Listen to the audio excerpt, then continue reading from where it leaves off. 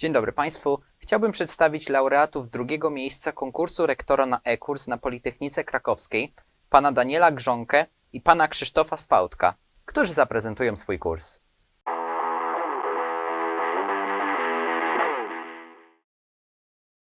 Dzień dobry Państwu, Daniel Grzonka. Krzysztof Spałtek. Chcieliśmy Państwu przedstawić przygotowany przez nas kurs, który uzyskał drugą nagrodę.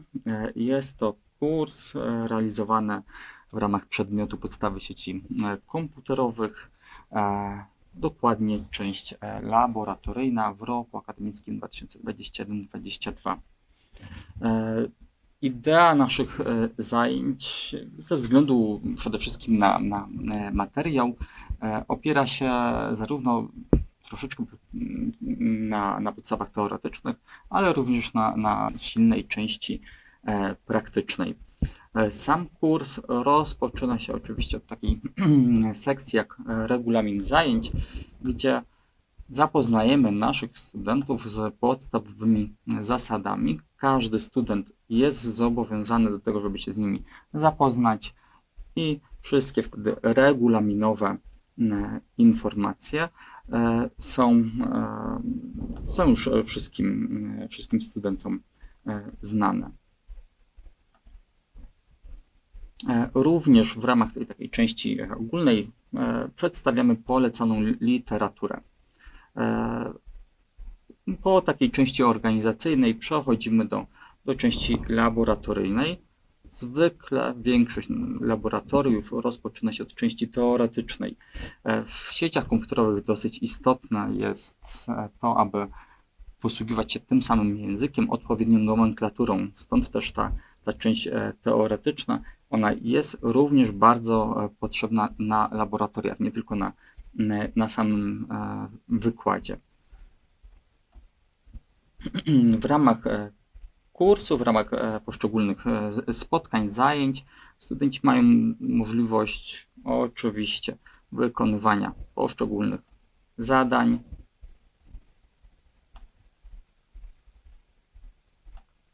jak również korzystania z materiałów dodatkowych. Same rozwiązania zadań mogą być są przesyłane za pomocą platformy Delta. Oczywiście są podzielone na poszczególne grupy, na poszczególnych prowadzących. Ok, Krzyśku, może coś ty byś jeszcze chciał dodać? Jakby jeszcze bardzo ważnym tematem z sieci, sam początek, jest adresowanie pod sieci, bo bez tego to de facto cała część praktyczna, czy też tutaj w oprogramowaniu symulacyjnym, czy też na sprzęcie fizycznym nie ma sensu, bo bez adresowania no to nie uda się jakby nic im rozwiązać, oprócz jakby włączenia ze samego sprzętu i tyle.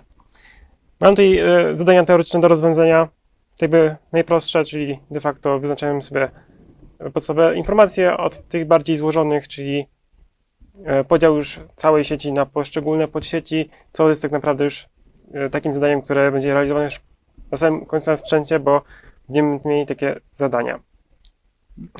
Tutaj jeszcze się pojawia taka bardzo ważna rzecz. Jeżeli ktoś miał problem z rozwiązaniem tych zadań w czasie zajęć, albo coś mu uciekło, to jeszcze ma możliwość obejrzenia nagrania, które było dodatkowe, gdzie te zadania były jeszcze objaśniane. Tak, dokładnie tak. Ten temat jest dosyć istotny z punktu widzenia całego materiału. Stąd też właśnie studenci mają możliwość nie tylko nawet zobaczenia samego wideo, ale również odpowiednich graficznych notatek sposobu rozwiązywania zadań. Kolejnym elementem, ponieważ sam program jest tak ustawiony, że wszystkie te zajęcia, wszystkie te laboratoria, one od siebie po prostu zależą. Tak? Czyli student, aby móc kontynuować kolejne laboratorium, tą wiedzę z poprzedniego laboratorium musi mieć opanowane. Stąd też w samym kursie co jakiś czas prowadzone są takie zadanka sprawdzające typu quiz, które właśnie tutaj możemy zobaczyć. Jakby ten quiz nie jest jakby oceniany, to jest tylko sprawdzenie samej wiedzy, żeby student sam się sprawdził, też nie stresował się tym, tylko żeby przed zajęciami już wiedział, z czym wchodzi, co musi powtórzyć, co musi nadrobić, co musi jakby wiedzieć, żeby zacząć takie zajęcia. Dokładnie. I żeby mógł przejść do kolejnego kroku. Czyli to jest taka, powiedzmy, wejścióweczka, ale bez konsekwencji. Taka przyjemna. Dokładnie tak. Czyli taki model bezstresowy. Ale jeśli już o modelach mowa, no to też takim istotnym modelem w sieciach komputerowych jest model ISO-OSI. I tutaj też studenci muszą się nad tą częścią bardziej pochylić, muszą ją rzeczywiście bardzo dobrze znać, aby rozumieli, jak działają rzeczywiście sieci, jak następuje przepływ poszczególnych informacji w sieciach komputerowych. Oczywiście tutaj widzimy kolejne zadanie, gdzie studenci mogą przesyłać swoje rozwiązania. Natomiast jeśli chodzi o kolokwia również są przeprowadzane za pomocą platformy Delta. Studenci mają możliwość wprowadzania odpowiedzi w odpowiednie pola. One są sprawdzane automatycznie i student otrzymuje już od razu wynik. I później jakby po takim kolokwium pierwszym, czyli zadresowania IPv4, możemy przejść do pracy na prawdziwym sprzęcie. Pierwsze informacje podstawowe, które pozwalają na pracę w ramach na początku symulatora. Czyli odpowiednie prezentacje, które można oczywiście sobie ściągnąć, z nimi się zapoznać, które są częścią składową naszego kursu. Pokazują, jak zbudowany jest sprzęt, na którym studenci oczywiście po pewnym czasie będą pracować i jak zbudowane są poszczególne polecenia, jakie mamy rodzaje poleceń, tryby użytkowników i tak dalej. To jest taka prezentacja, do której studenci zawsze mogą się odwołać, co zresztą też szczególnie na samym początku tych zajęć poświęconych konfiguracji jest przez nich praktykowane. I potem jakby po zapoznaniu się z tymi podstawowymi komendami już jakby zaczynamy przechodzić powoli po teoretycznie podobnych zajęciach, a tak naprawdę każde mówi o całkowicie innym zagadnieniu. Czyli mam tutaj model routingu statycznego, czyli pierwsze zadanka takie stricte już bardziej zaawansowane. Tu mamy jakby poruszone jakby co chcemy, co oczekujemy od studentów. Trochę pomagamy im też de facto, pokazujemy im jakby podstawowe komendy i oni później są w stanie sami rozwiązać te zadania dalsze. I de facto później im dalej idziemy, to mamy routingi RIP1, RIP-V2, EIGRP, OSPF. To tak naprawdę jest już bardzo powtarzalne teoretycznie, bo dostają jakby komendy, jest pokazywane, jak to jest zrealizowane i wtedy idzie to dalej i tylko rozwiązujemy zadania tutaj, przykładowo. Mam takie jedno zdanie, jak rozwiązać. Tak, wiele z tych zadań jest albo poszerzone o odpowiednie wyjaśnienia, jak choćby tutaj składni, bądź też o rysunki, które ilustrują to, w jaki sposób zadanie powinno być rozwiązane, jaki model należy zbudować. Tutaj mamy jeden z takich przykładów. Dokładnie. Tak jak widzimy, wiele z tych laboratoriów poprzedzonych jest tą częścią teoretyczną, tymi zagadnieniami teoretycznymi, które są dobrym przyczynkiem do odpowiednich dyskusji. Dlatego ten kurs nie jest kursem, który zastępuje nauczyciela, tylko jest takim elementem wspomagającym, który pozwala na pewnego rodzaju dyskusję, na uporządkowanie materiału, natomiast nie wyklucza udziału nauczyciela. Całość kończy część związana z kolokwium. Oczywiście każdy ze studentów ma jedno podejście, Aby wziąć udział w teście, należy znać hasło, które jest podawane przez prowadzącego, i wtedy można rozpoczynać i realizować swoją część.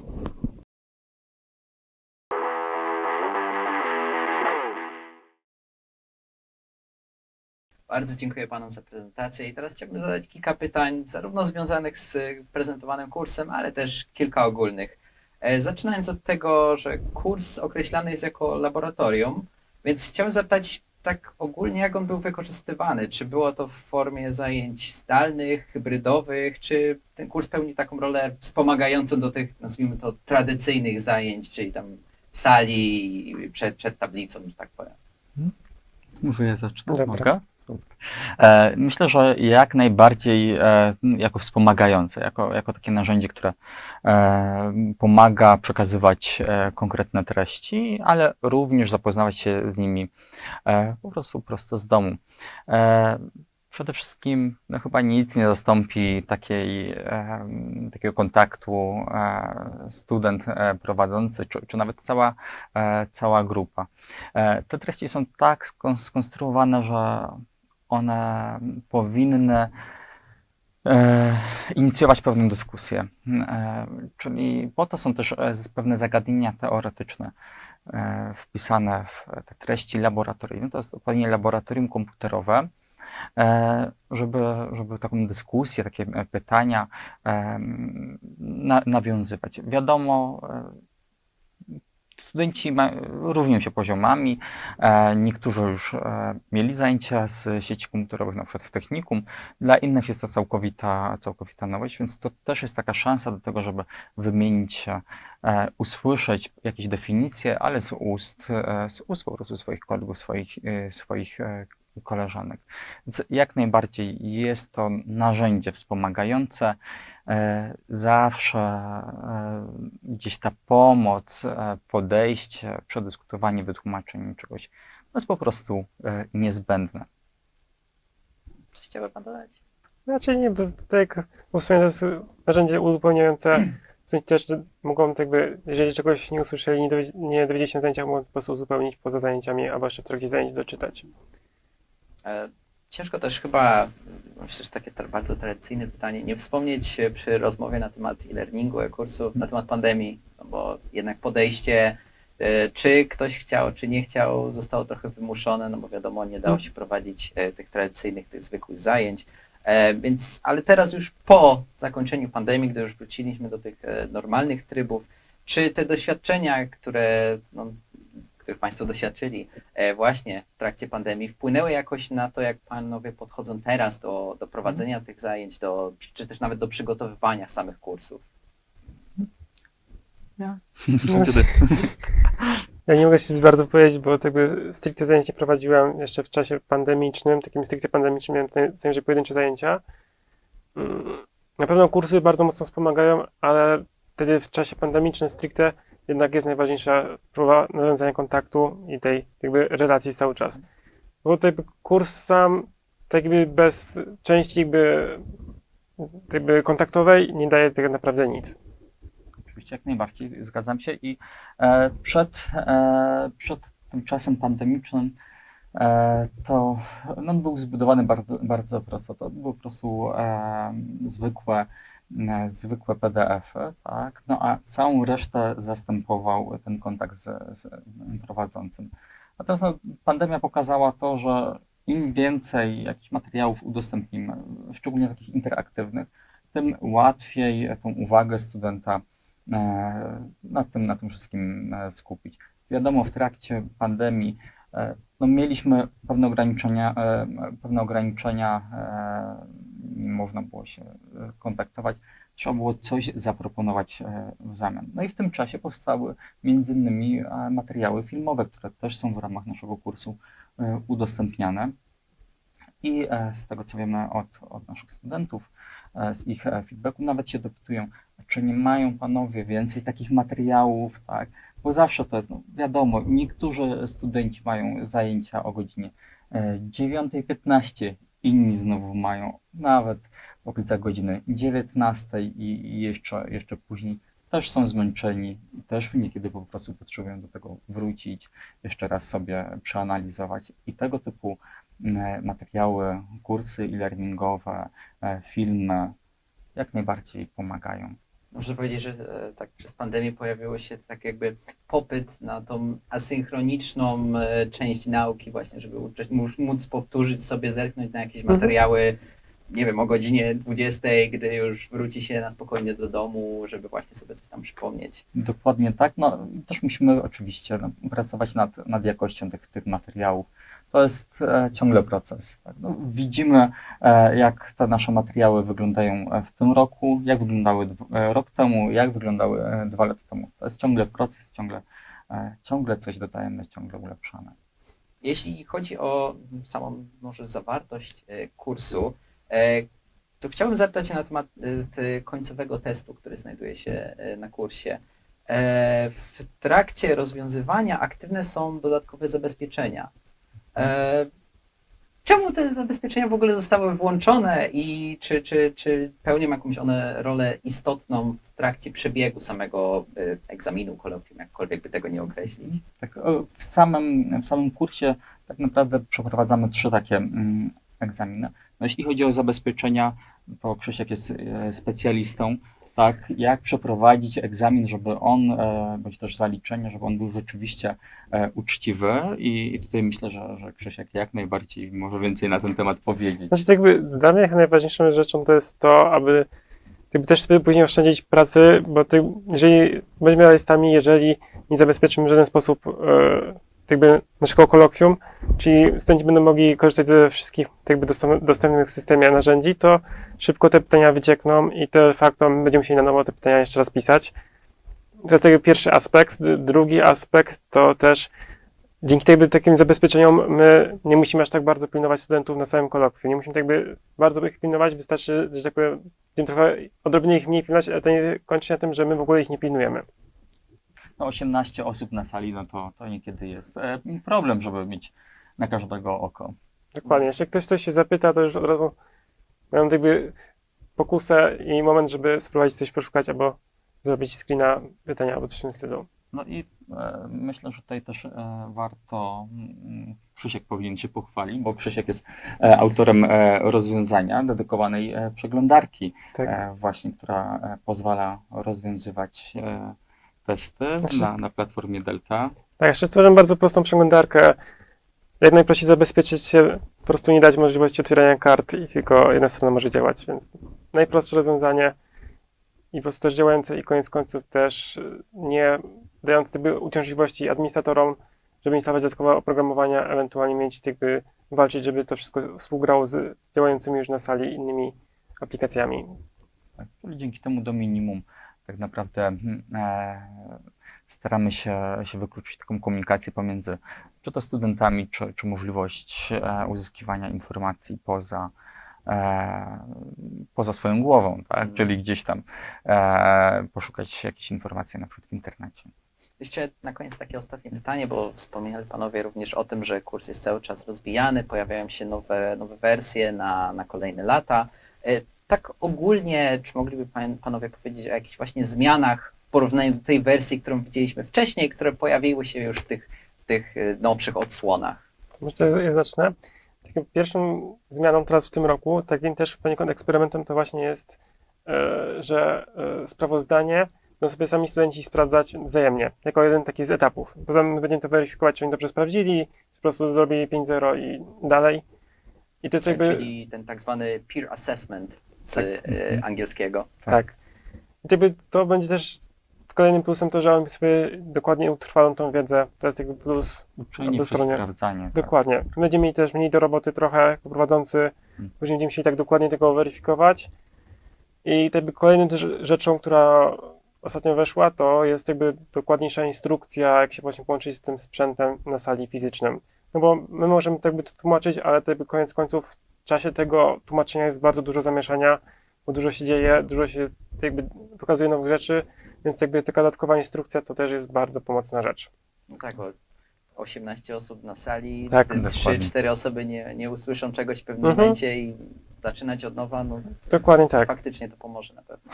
No i wiadomo, trochę inaczej to wszystko wygląda, kiedy działamy na symulatorze i jesteśmy w stanie mieć wszystko tak pod ręką opanować, bo mamy na jednym monitorze, niż na żywym sprzęcie, kiedy musimy się jednak mierzyć z tym, co jest przed nami, rozproszone, że jest kilka urządzeń, musimy jakoś połączyć i tak dalej. Więc to tylko nie wystarczy kliknąć myszką w jeden i drugi sprzęt, tylko no, dobrać odpowiednie okablowanie i połączyć urządzenia. Się sprawdzić, czy na pewno jest dobrze podłączone to okablowanie, czy się nie wypięło. Tak, tak. Takie niespodzianki. Dokładnie. Rzeczywistość Jest jest dużo. o wiele ciekawsza niż symulacje, jak najbardziej. To są oczywiście też z każdego roku przybywa jakichś tam nowych wariantów pytań, więc ta baza pytań testowych się ciągle powiększa. No i Dokładnie. oczywiście zawsze się zdarza, że coś w poleceniu się przeoczy, że nie zostanie odpowiednio sformułowane. Zawsze każdy taki feedback coś wnosi, więc nawet zwykłe treści zadań, żeby były jak najbardziej czytelne, jednoznaczne i zrozumiałe, to też podlegają pewnego rodzaju ewolucji. Bardzo dziękuję Panu za odpowiedź na pytanie, za poświęcony czas i z naszej strony chcielibyśmy jeszcze Panom życzyć sukcesów, nie tylko oczywiście w zakresie e-learningowym, ale i ogólnie. Super, ślicznie dziękujemy. Dziękujemy. Wszystkiego dobrego. Dziękujemy. Nikoś, wstawaj. Kończymy. Ale...